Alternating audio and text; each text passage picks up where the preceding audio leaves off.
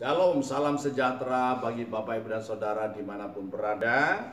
Doa dan harapan saya pada pagi hari ini semoga Bapak Ibu dan Saudara dalam keadaan sehat, sejahtera dan berbahagia, sebab itulah yang dikehendaki Allah di dalam Kristus Yesus bagi kita semuanya. Karena Allah sendiri menyertai kita dan bahkan Ia berjanji, aku sekali-kali tidak akan meninggalkan engkau dan aku sekali-kali tidak akan membiarkan engkau. Dia adalah Bapa yang baik, Immanuel, yang menyertai kita semuanya. Puji nama Tuhan, dalam kesempatan yang berbahagia ini saya akan melanjutkan materi apa yang sudah saya bagikan beberapa hari yang lalu, yaitu tentang arti keselamatan yang telah kita terima dari Allah di dalam Tuhan Yesus Kristus. Saudara kasih Tuhan, saya tekankan kembali bahwa keselamatan yang Tuhan berikan kepada kita tidak melulu soal surga. Bahkan surga yang punya bidadari dan segalanya, ya. Tidak ada itu urusan dengan bidadari, saudara kasih Tuhan. Kerajaan Allah itu berbicara tentang kebenaran, damai sejahtera dan sukacita oleh Roh Kudus. Saudara kasih dalam Tuhan. Nah, ini bagian yang kedua, yaitu apa arti keselamatan bagi kita semuanya. Yang kedua ini adalah artinya kita dilepaskan atau dibebaskan dari ancaman hukuman akibat dosa, baik dosa yang dikerjakan oleh nenek moyang kita maupun dosa kita sendiri, ya. Bahkan dilepaskan dari ancaman hukuman kekal. Kita tahu bahwa upah dosa adalah maut. Setiap orang yang melakukan dosa diancam dengan hukuman kematian. Saudara yang kasih dalam Tuhan Yesus Kristus, ya. Dan bukan hanya itu, ada hukum tabur dan tuai. Siapa yang menabur dalam hidup ini akan menuai apa yang dia tabur. Kalau seseorang melakukan dosa-dosa apa saja, maka dia akan menuai untuk waktu-waktu yang akan datang. Seperti contohnya Daud, kalau saudara membaca dalam 2 Samuel pasal 11 dan 12, ketika dia melakukan dosa yang keji, yaitu merebut istri orang, ya, istri anak buahnya, ya, yaitu Uria, istrinya Uria yang bernama Betseba, dan kemudian dia melakukan merancangkan pembunuhan yang keji terhadap Uria, maka dia menuai apa yang diperbuatnya. Tapi dengarkan baik-baik hari ini, kita di dalam Kristus Yesus ada kabar gembira bahwa apa yang kita telah tabur dahulu, ketika kita datang kepada Tuhan, meminta ampun, mengaku segala dosa dan memohon ampun segala dosa yang telah kita kerjakan, maka tidak akan ada lagi tuaian yang akan kita terima. Karena apa? Segala dosa kita telah ditanggung oleh Kristus di atas kayu salib. Karena itu jangan kita berbuat dosa lagi. Itu yang diminta oleh Tuhan. Dalam kitab Injil Yohanes pasal yang ketiga ayat 17 dan 18, ya, tertulis demikian, sebab Allah mengutus anaknya ke dalam dunia bukan untuk menghakimi dunia, melainkan untuk menyelamatkannya oleh Dia. Barang siapa percaya kepadanya, ia tidak akan dihukum. Barang siapa tidak percaya, ia telah berada di bawah hukuman, sebab ia tidak percaya dalam nama Anak Tunggal Allah. Jadi jelas bahwa Allah mengutus Kristus Yesus ke dalam dunia bukan untuk menghakimi, bukan untuk menghukum dunia, melainkan untuk menyelamatkan. Itu misi Kristus yang pertama. Nah, ini adalah kabar yang baik untuk kita semuanya. Dan dalam Injil Yohanes pasal 5 ayat yang ke-24, Kristus sendiri berkata demikian, Aku berkata kepadamu, sesungguhnya barang siapa mendengar perkataanku dan percaya kepada Dia yang mengutus aku, ia mempunyai hidup yang kekal dan tidak turut dihukum. Haleluya. Kemarin sudah saya jelaskan bahwa setiap orang yang percaya kepada Tuhan Yesus mengalami pemulihan, salah satunya yaitu dipulihkannya hidup yang kekal dalam dirinya, ya. Kita dalam Yesus Kristus sekarang ini telah menerima hidup yang kekal. Dan yang berikutnya, dengar baik-baik, kita tidak akan turut dihukum, ya. Ini berita baiknya. Kenapa? Sebab ia atau kita sudah dipindahkan atau sudah pindah dari dalam maut ke dalam hidup. Kita sudah pindah dari dalam maut ke dalam hidup. Itu berita yang kita harus dengar. Saudara Tuhan, ya. Dan Rasul Paulus juga menjelaskan kepada suratnya kepada jemaat di Roma, dia menuliskan demikian, dan hari ini perlu kita dengar. Roma pasal yang ke-6 ayat 16 sampai 18 demikian. Ya, apakah kamu tidak tahu bahwa apabila kamu menyerahkan dirimu kepada seorang sebagai hamba untuk mentaatinya, kamu adalah hamba orang itu yang harus kamu taati, baik dalam dosa memimpin kamu kepada kematian maupun dalam ketaatan yang memimpin kamu kepada kebenaran. Tapi syukurlah kepada Allah, dahulu memang kamu hamba dosa, tetapi sekarang kamu dengan segenap hati telah mentaati pengajaran yang telah diteruskan kepadamu. Kamu telah dimerdekakan dari dosa dan menjadi hamba kebenaran. Dahulu kita semua orang berdosa dan kita adalah hamba dosa. Dan akibatnya kita pasti akan mengalami kematian yang kekal. Kita akan menuai apa yang kita kerjakan dalam hidup ini. Tetapi dengar baik-baik. Sekarang di dalam Kristus Yesus di dalam Kristus Yesus Tuhan kita, ya, kita telah dimerdekakan dan sekarang ini kita menjadi hamba kebenaran. Haleluya. Dan di dalam kebenaran, ya, kita akan mengalami damai sejahtera yang sempurna, sukacita yang benar, bukan sukacita seperti yang diberikan oleh dunia ini, tetapi sukacita yang daripada Tuhan.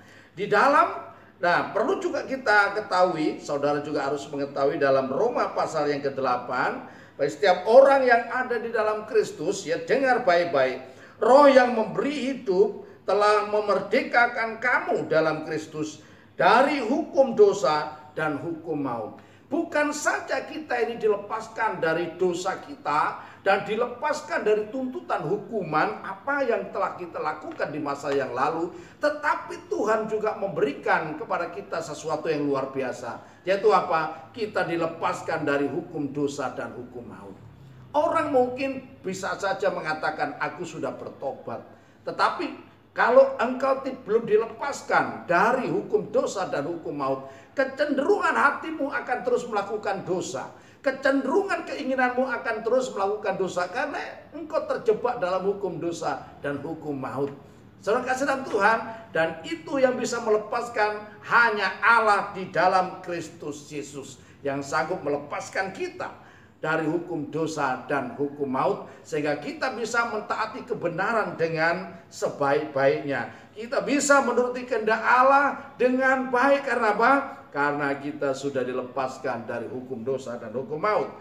Saudara kasih dalam Tuhan, nah bagaimana ini bisa terjadi? Ya, saudara kasih dalam Tuhan, sekali lagi, karena Yesus sudah menanggung dosa kita.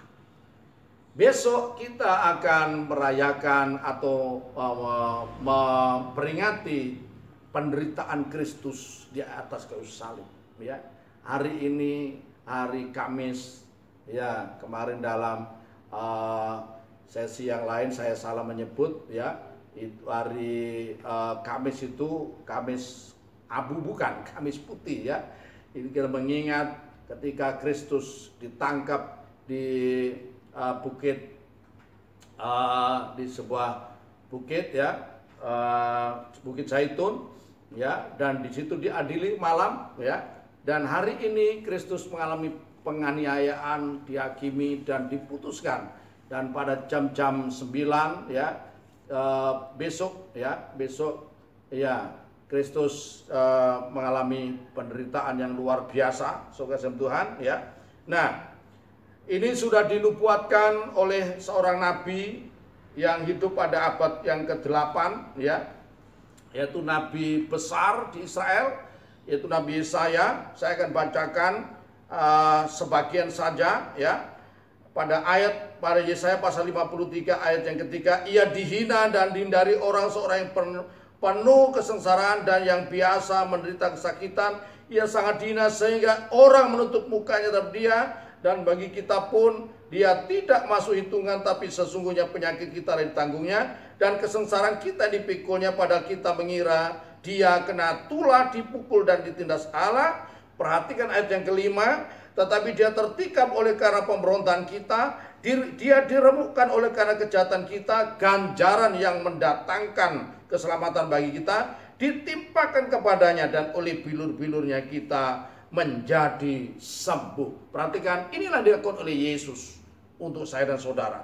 Jadi mengapa sekarang ini di dalam Kristus Yesus kita mengalami kemerdekaan yang penuh, dan kita boleh bersuka cita, hidup di dalam pengharapan yang luar biasa, ya, hidup di dalam damai sejahtera karena Yesus sudah melakukannya, sudah menanggung semua apa yang kita kerjakan, ya, segala dosa yang sudah kita kerjakan, hukuman yang harus menimpa kepada kita ditanggung di dalam tubuhnya, sudah kasih Tuhan, ya, 2000 tahun yang lalu. Bahkan nyawa kita yang harus masuk ke neraka karena dosa yang kita kerjakan, Yesus sudah tanggung.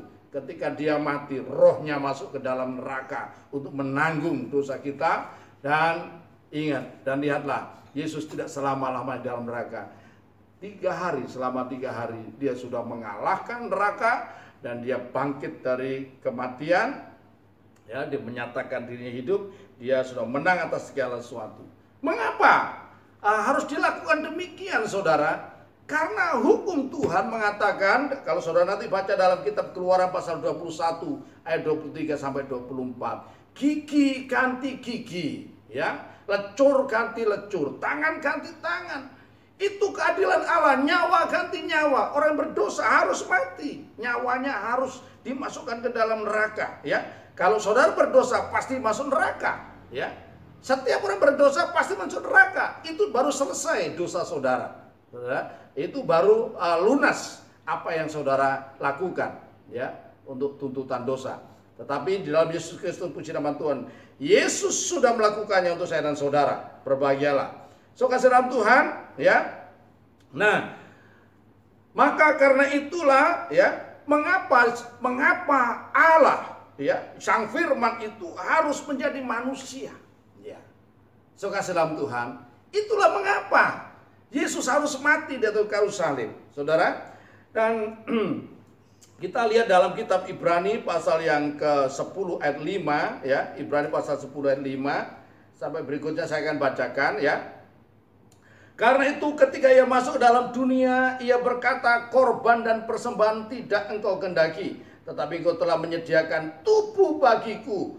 Kepada korban bakaran dan korban penghapus dosa engkau tidak berkenan. Lalu aku berkata, sungguh aku datang, dalam gulung kitab ada tertulis tentang aku untuk melakukan kehendak-Mu, ya Allahku.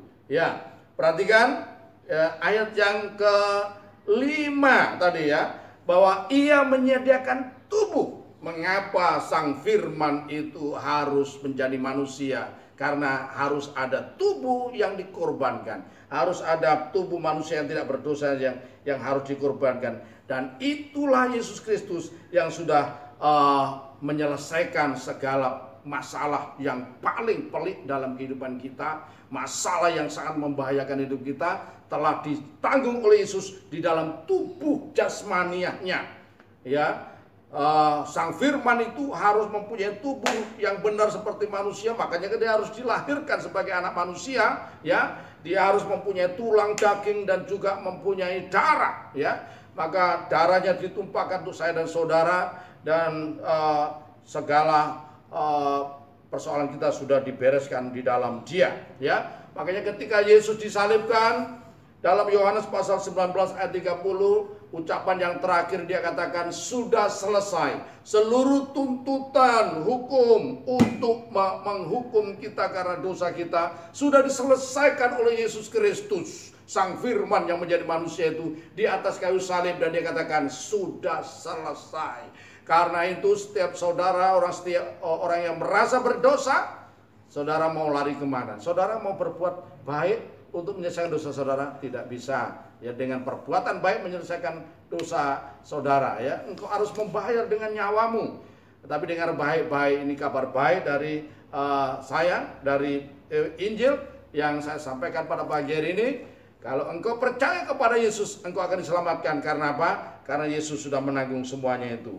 Saudara dalam Tuhan, nah, di dalam Yesus Kristus kita telah dipindahkan dari maut ke dalam kehidupan yang kekal, ya. Kita telah dilepaskan dari kuasa kegelapan. Haleluya, sukacita Tuhan, ya. Dalam Kolose 1 ayat 1 ayat 13 sampai 14 ya. Ya, kitab Kolose pasal atau surat jemaat surat Rasul Paulus kepada jemaat di Kolose 1 ya. Ayat 13. Nah, ini sudah saya sampaikan juga, tapi hari ini saya ingin pertegas kembali supaya saudara sungguh-sungguh memahami apa yang dikerjakan oleh Allah di dalam Kristus Yesus untuk saya dan saudara ya.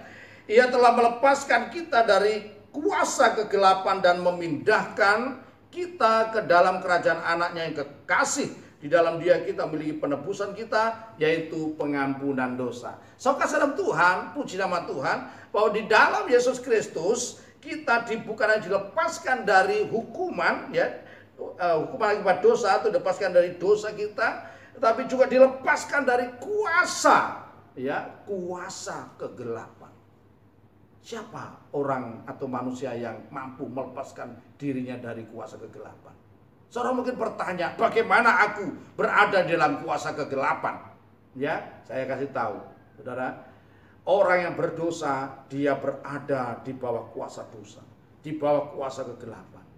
Kalau saudara mengaku orang berdosa, atau sekalipun saudara tidak mengaku orang berdosa, saudara keturunan orang berdosa, saudara melakukan dosa, berarti saudara berada dalam kuasa kegelapan. Dan kalau saudara berakhir dalam hidup ini, saudara akan masuk ke dalam kegelapan yang kekal. Di situ hanya ada kertak gigi dan ratap tangis.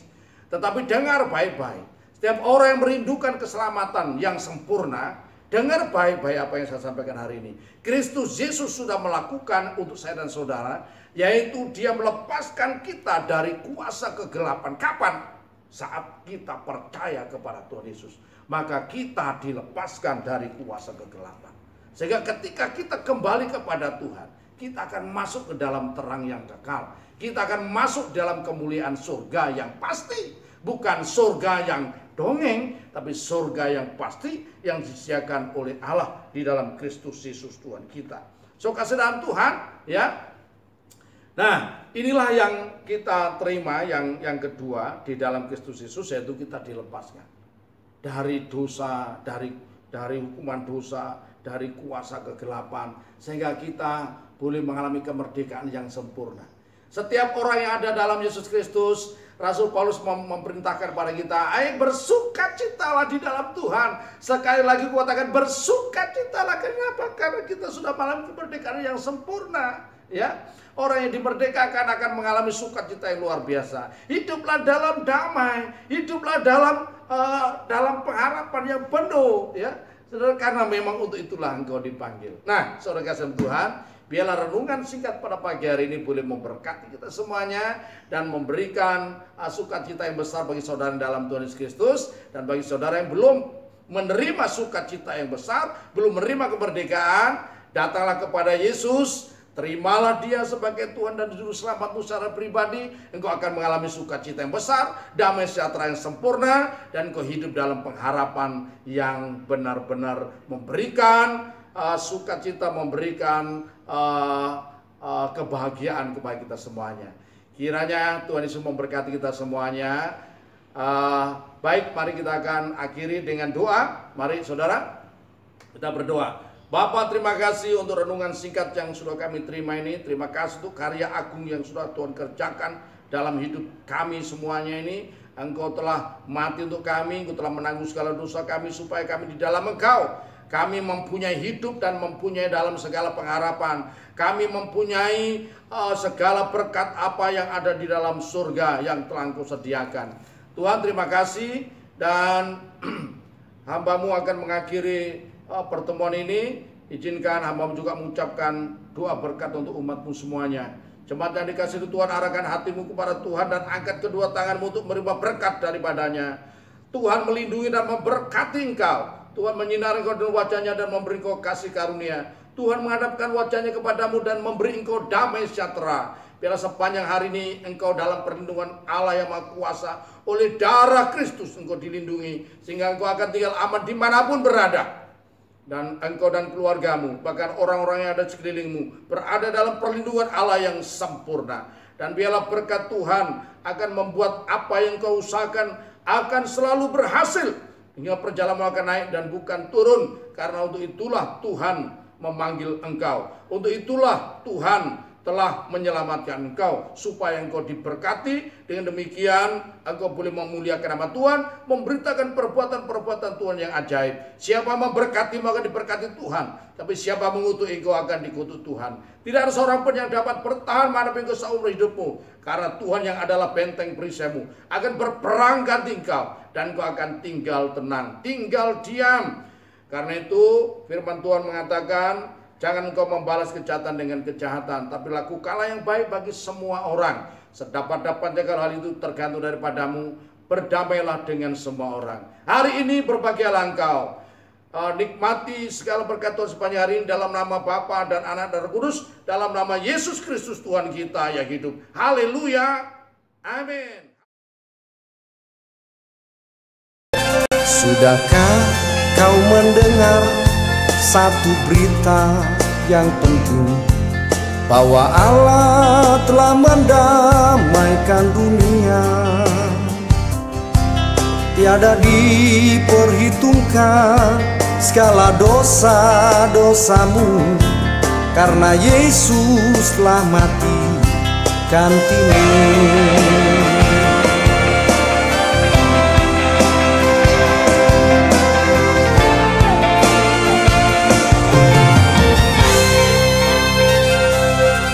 Sudahkah kau sadari bahwa Kristus menyayangmu?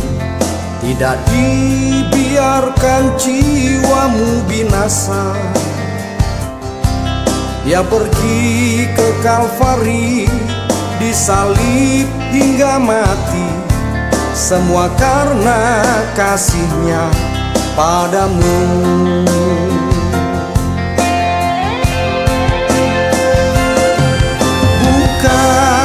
Matamu, buka telingamu, dengarkanlah suara Roh Suci. Buka hatimu, buka jiwamu, terimalah rahmat daripadanya.